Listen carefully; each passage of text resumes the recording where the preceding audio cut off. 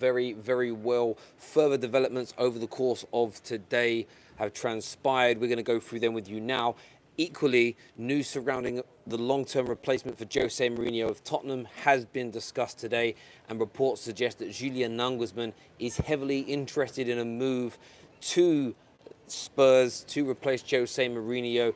He has no idea about the rumours to do with Bayern Munich. There's been no contact between Bayern Munich and Julian Nagelsmann's people.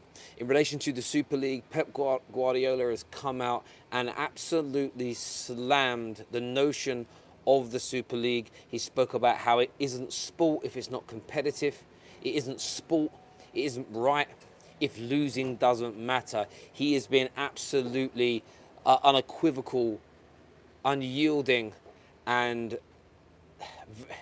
absolutely damning in his comments about the European Super League. Equally, Marcus Rashford has stepped up and he has spoke out.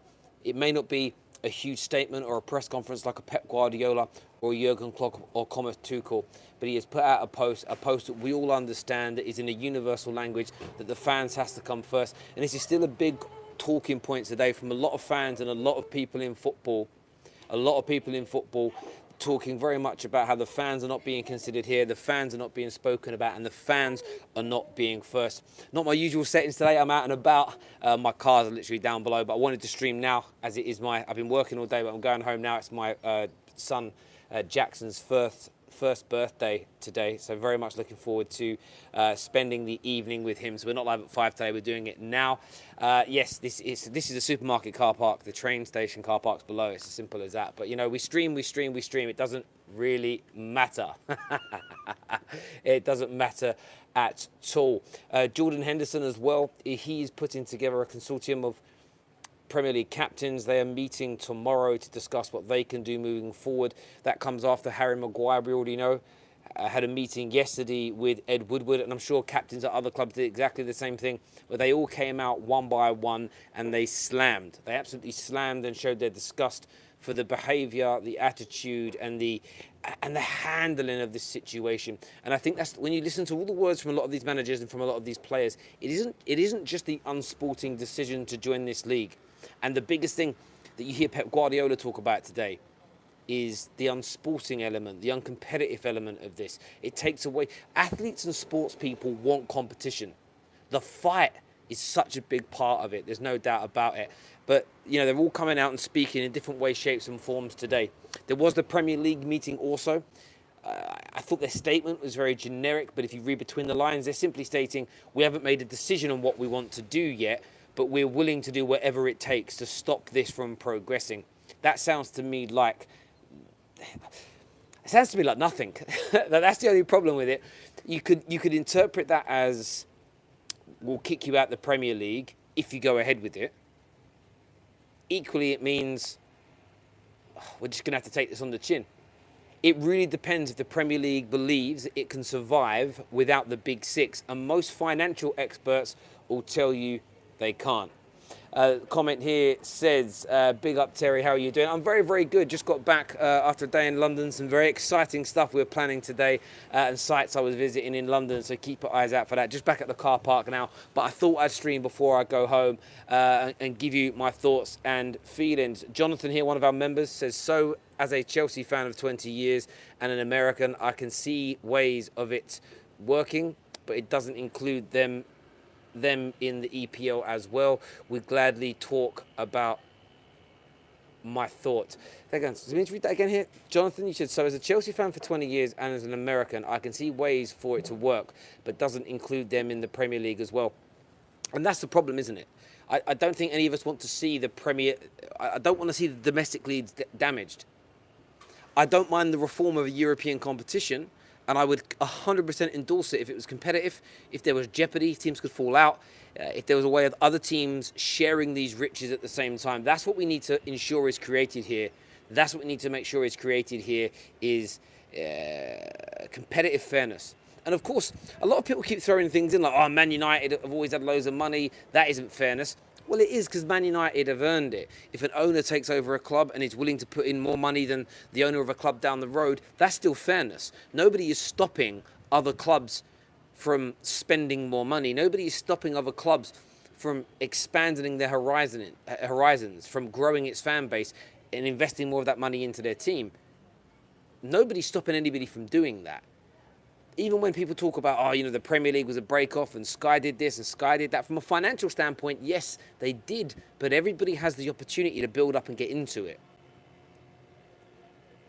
My issue with this proposal is it cuts off 95% of people from ever being able to achieve it and get into it. So for me, I don't see how it works from an acceptance point of view until there is jeopardy. You can fall out of it, or people can turn around and fall out of it or get into it. I think that needs to happen. It's actually quite warm today. I left my house at like 7 a.m. this morning. It was like 2 degrees. I put a jumper on, jacket, and it's warmed up a lot now, so I wish I hadn't done that. But there we go. How you doing, Mark Goldbridge Dog? All 14 clubs have rejected the Super League. That's from Reese. Of course they have. It was almost inevitable that all of the other clubs were going to reject this notion, because none of them are going to ever be able to get into it, barring the odd cameo appearance. So of course they were going to reject it. I think that for me was undeniable that was going to happen, obvious that was going to happen. It's whether or not these 14 clubs have the cojones and have the confidence and have the guts to expel the Big Six. It's whether or not they're going to follow through with it. Yesterday, UEFA were sounding out, and they're saying that we are going to kick out all the remaining Super League teams out of our European competition. 24 hours later, they've clearly looked at the bottom line, they've spoke to sponsors, they've consulted lawyers, and they've realised it would be so damaging to them financially they can't get it done, so they're already pulling back. The one thing the Big Six are right about and the 12 teams are right about is that their domestic leagues and UEFA's club competitions depend upon them. I still think this is a power move. I still think there's going to be a happy medium found at some point. Let's talk about Nagelsmann to Tottenham. For me, it's an interesting one because I actually think that Nagelsmann needs a stepping stone before he goes to a gargantuan club. I think he needs a Tottenham, an Everton, a Villa, a big team, but not a gargantuan team, not a Manchester United, not a Liverpool, not a Manchester City, as they are in the contemporary sense. I think he needs this move to see what he's all about. I think it would be brilliant for Tottenham. I believe the squad of players you've already got does need to improve, but it's better than RB Leipzig's. Generally speaking, pound for pound, across all positions, it's better.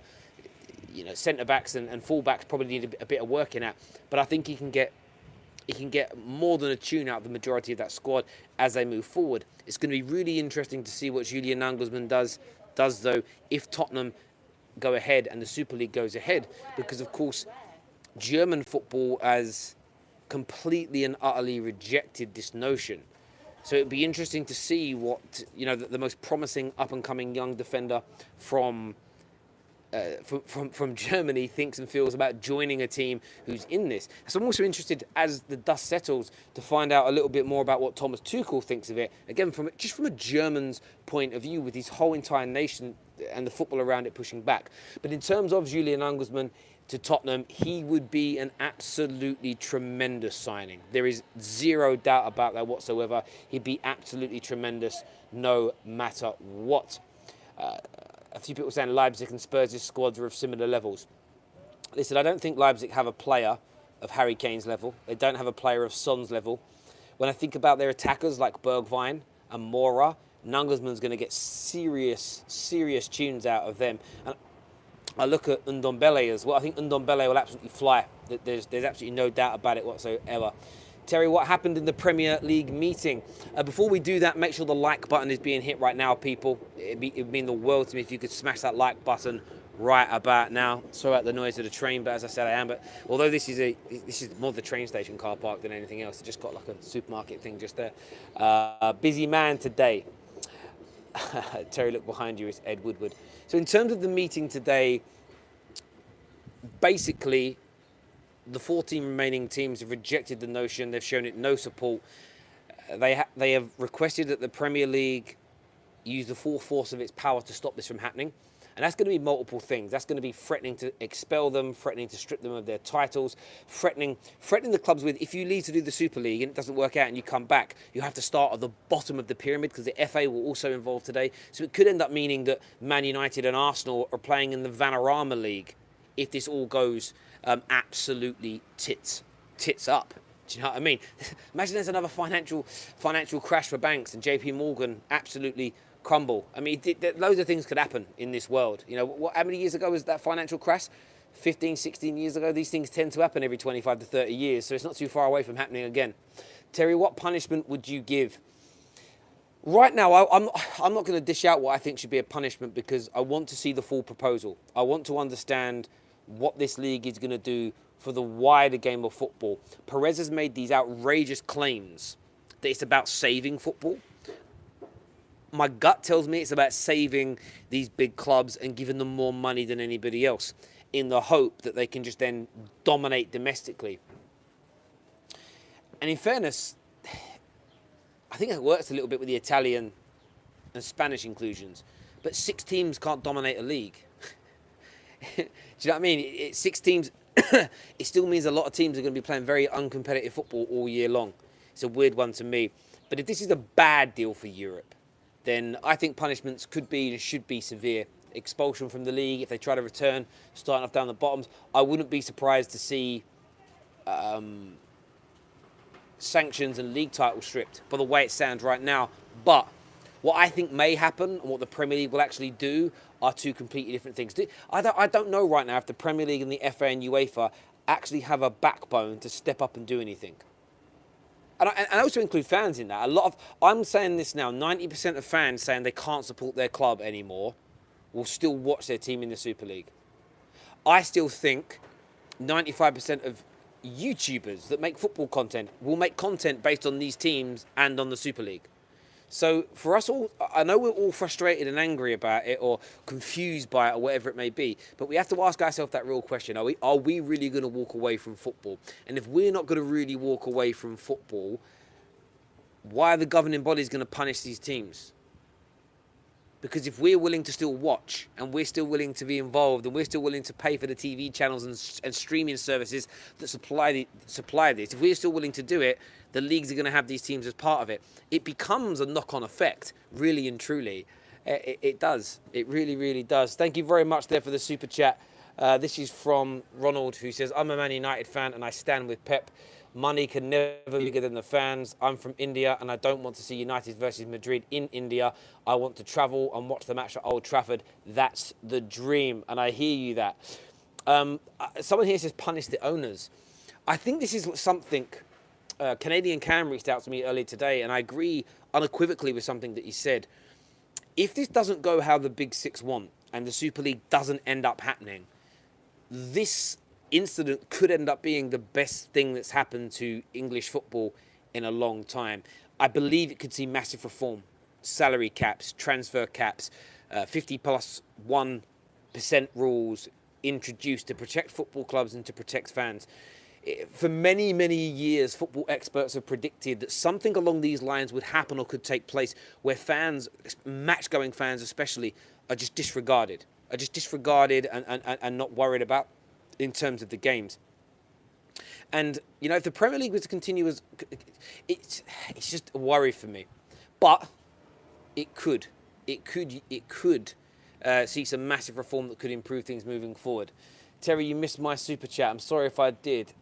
Where is that super chat? I'm going to try and find it. I see one here that's from Mark Colbury's dog, but there's no money attached to it. So, there's no comments attached to it. Did I miss another one? I'm trying to go back and find it here. I'm very sorry. There we go. Sorry, Mace. It says, Terry, your boy Have Hope is supporting the Super League now. Is he? Well, I can't comment on people supporting it if I haven't watched or heard what they've said.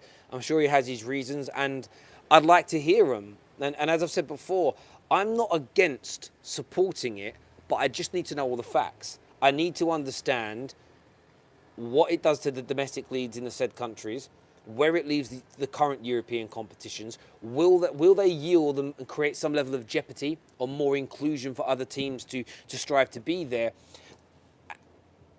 how will the lower echelons of the game, the bottoms of the pyramids, be protected financially? And is there a guarantee that this will continue to happen? Is the money going to be ring fenced? And on top of that, I need to understand how this is going to keep things competitive. What I'm scared about from a fan's point of view, and as a content creator, we need games to be exciting. We need games to matter. We need games to generate emotion. If they don't matter, there's no emotion. If there's no emotion, there's no banter, there's no rage, there's no happiness, there's no ecstasy. And as fans, that's more important than any other element of the game. I keep hearing this notion from supporters, I watch football for entertainment. But how entertaining is football when 50% of it's going to become dead rubbers? You won't enjoy it.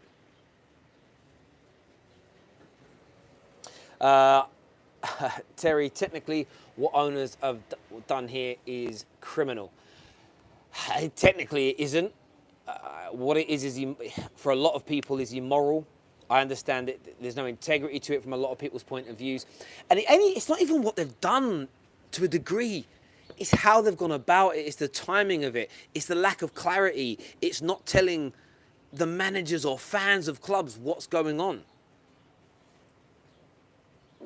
It's a madness. Do me a favour, everyone that's tuning in right now, please smash that like button for us. Really, really important indeed. Terry, clubs like Man United and Arsenal could spend next to nothing and just finish bottom 5. Listen, we spoke about that last night. I think they call it tanking in America. They could. That's the crazy part of all of this, And think about match-going fans for a minute. How are they meant to go to Europe this regularly a year to watch their team play? What if they do get kicked? And this is why it's all, people keep saying, I heard someone see someone tweet yesterday, people keep telling me football's dead, but nobody can tell me how. Well, it isn't dead. It depends upon the outcome and the implications of that outcome.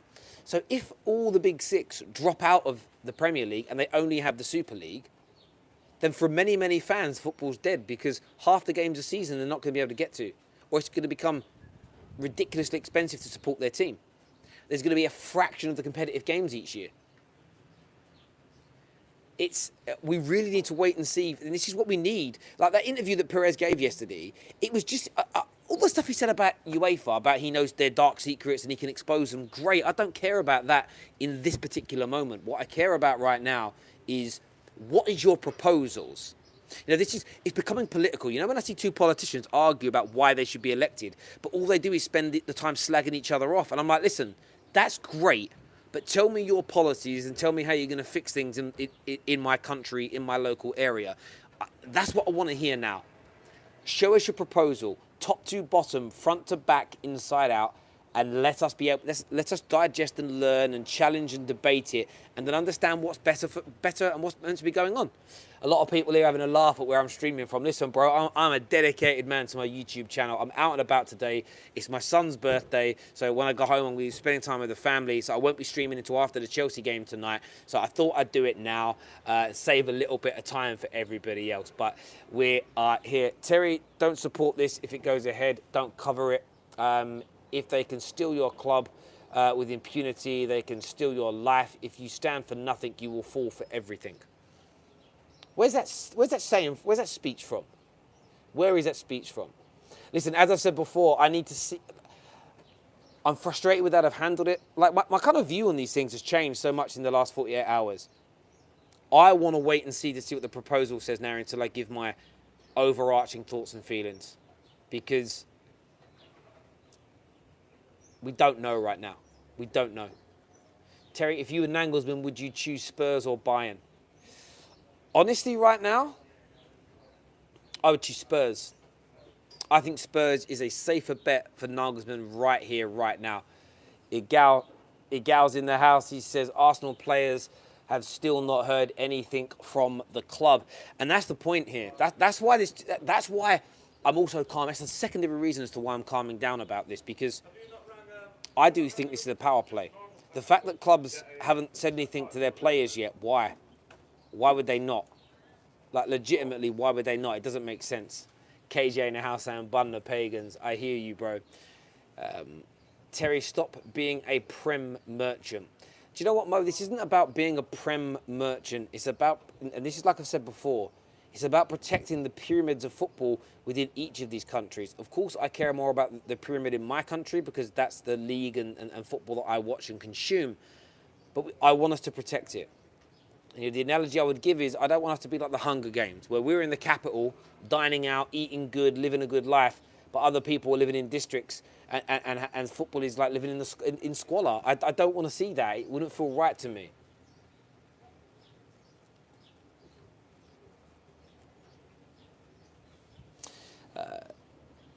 Terry, can I say if we were in the European Super League before and the Premier League did not exist, and we moved from the European Super League to the Premier League, would you feel the same? It's a very interesting question. It's a hypothetical one, and I don't know. So if we only had the European Super League and there was no domestic football, and then we wanted to create domestic football, I think my answer would be very much the same. My example would very much be, what is that going to do to the football within those countries and to the infrastructure within those countries, the local businesses within those countries? What does that mean for the fans that support those clubs? These are what we need answers on. Because like I said before, if they open up this full proposal and it's more competitive than we thought it was going to be, the money is even better for the lower levels of the game, the competitive nature is still going to be involved in games, and they can explain to us as to why, a lot of us might turn around and say, okay, well, if it cuts out UEFA and FIFA, because I've got no love for them anyway, maybe, just maybe. But at the back of my head, it's still there. I'm thinking, is this just about them earning money? Are Man United going to see their stadium expanded, holes in the roof fixed, the right amount of money spent on players? Are we actually going to become competitive again? Imagine we do this and then we don't become competitive, but it turns out the Glazers are taking an extra 150 million pound a year dividends out. Then how are you going to feel? For me, I need to see statements and commitments, and then I need those commitments to be rubber stamped and sealed and guaranteed before I can give a full wholehearted opinion. I was very emotional the other day when the news first came out, and I just felt, I don't know, my initial reaction was shock and frustration, denial, anger, and all of that. But I'm kind of in that stage now where I just want to listen and learn a bit now before I give my true thoughts and feelings, because, as I've said, none of us really know how we're going to feel until it comes to fruition. Do me a big favour, everyone who's tuning in, keep hitting those like and those share buttons, please. Right about now. Ashley Collins here with a comment says, to be honest, I prefer a corrupt body running everything over the actual clubs being corrupt. They make the rules of football in the Super League. That's also something that worries me as well. I don't like the idea, and again, I need more clarity. But the way it reads right now is the football clubs are going to be in control of the league, and they're going to be in control of the rules, and they're going to run it. There needs to be an independent body. Now, of course, UEFA and FIFA are as corrupt as you like. We know this. We've said it many times on our streams. The fact that so many people are out jumping up and down crazy about this, but when it's somebody being racially abused, there's silence for days, weeks, and months, if anything's ever said at all. Like, that needs to go. That needs to change. And maybe this will be the kick up the backside these organisations need to start listening to people. However, whichever direction this goes in my opinion, 95% of fans are still going to turn up. They're still going to pay the subscriptions. They're still going to pay for season tickets. They're still going to buy shirts. In the modern day game, we're still going to buy other club shirts. And if the money keeps rolling in, you're never going to get people to change. You cannot force a person, a club, an entity, a governing body to change if you're not prepared to take action. And like I've said before, I've taken my own personal actions against clubs and businesses and organisations that I don't want to associate with. But I don't really protest or anything like that because I don't think enough people care. A lot of people say they care, but do they? That's the big question. Terry, would you take all the ban of the Big Six teams being put into the National League if it meant we could get our club back? Yes, if someone said to me now, Terry, you go to the Vanarama League, but you get 51% of the club is owned by the fans and you get to control it, do you know why I would accept that? And I know this, on paper I would accept it. And the reason I say that is because I think we can win a league quicker doing that than staying in the Prem with the Glazer ownership.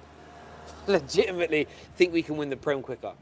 Terry, did you see Perez's interview? Yeah, I saw it. The guy was just So much of what he said I thought was codswallop. The only time I thought he was speaking the truth is when he spoke about how corrupt UEFA was, because I agree with that completely. Roma never got invited. Oh, wow, okay.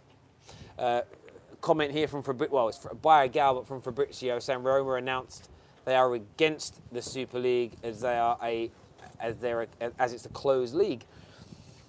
Listen, everyone who's not been invited is going to say they're dead against it, and that's because it's very unlikely that they can ever get into it. So why would they be for it? It doesn't make sense to support this Super League if your club could never be in it. Why would you? Why would you ever get behind it? Because I suppose that's the element here where we need to see the proposal, because as it stands right now, within a 5-year period of being in this Super League, these 12 sides become untouchable. The financial clout that they will have over their opponents is going to be so gargantuan. The clear blue water between these clubs, it's going to be like the distance between Ireland and New York. It's going to be huge. It's never going to be closed. And I think teams just, of course no one's going to back it because they're fearful that they'll never be competitive again. And that goes back to Pep Guardiola's points, the top of this stream today. As Pep Guardiola said, sport isn't sport if it isn't competitive. Sport isn't sport if West Ham can't do what they're doing this season, if Leicester can't challenge for titles. Sport isn't sport if Istanbul can't beat Man United like they did in the Champions League. Where does the banter... This is a question more than it is a statement. If Liverpool drew late in a game last night against Leeds normally and they fell away from the top 4 race, there would have been, you're not going to make the top 4. Yesterday, nobody knew whether to laugh or cry or banter because it was, does it mean anything? If Man United lose 5 games on the bounce in the Premier League and finish 4th, but we were not in the title race anyway, what does it matter?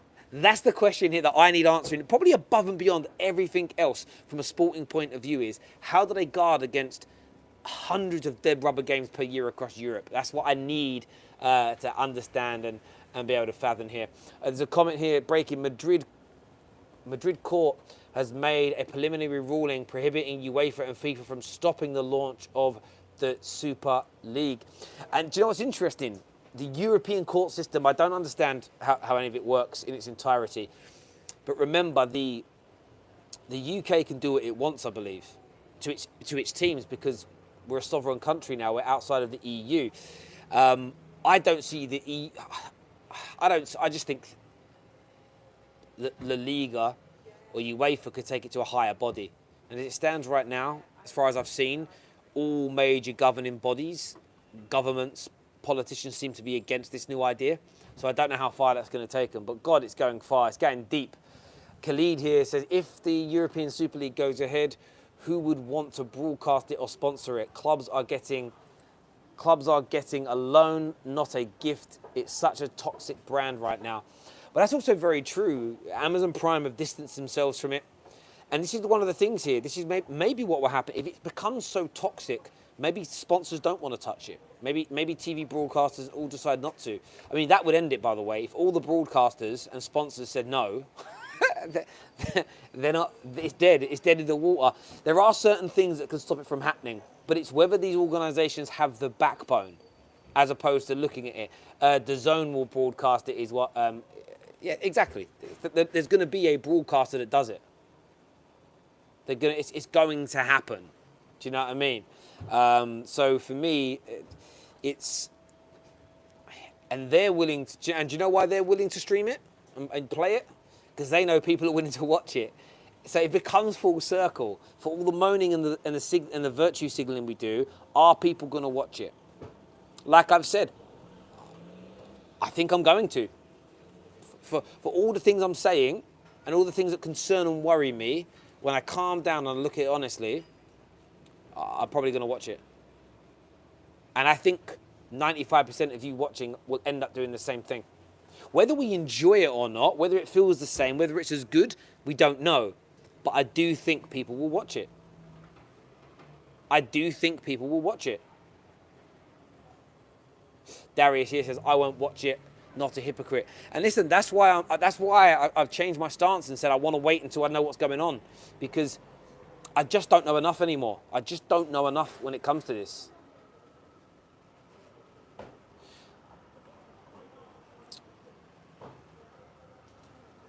if the players strike, the Super League is over. KJ's right on that one. If the players come out and say, again, this is something that could happen. If UEFA and FIFA ban everybody from attending their tournaments, again, they have to have a backbone to do that because it's going to cost them millions and millions of pounds because the tournaments will end, most likely, because the sponsors will pull money away if none of the stars are going. But maybe that will force things. What's interesting right now is a lot of the players seem to be against it. But it's whether or... And I think what's probably going on behind the scenes now is players and clubs are checking with lawyers and agents around what they can and can't do from a legal standpoint, but we'll see. Listen, everyone who's tuned in again this afternoon, you know how much I appreciate it here at the Terrace. Smash that like button for me right now. I'm going to go get the car, go pick the boy up because he is at nursery today and celebrate his first birthday with him.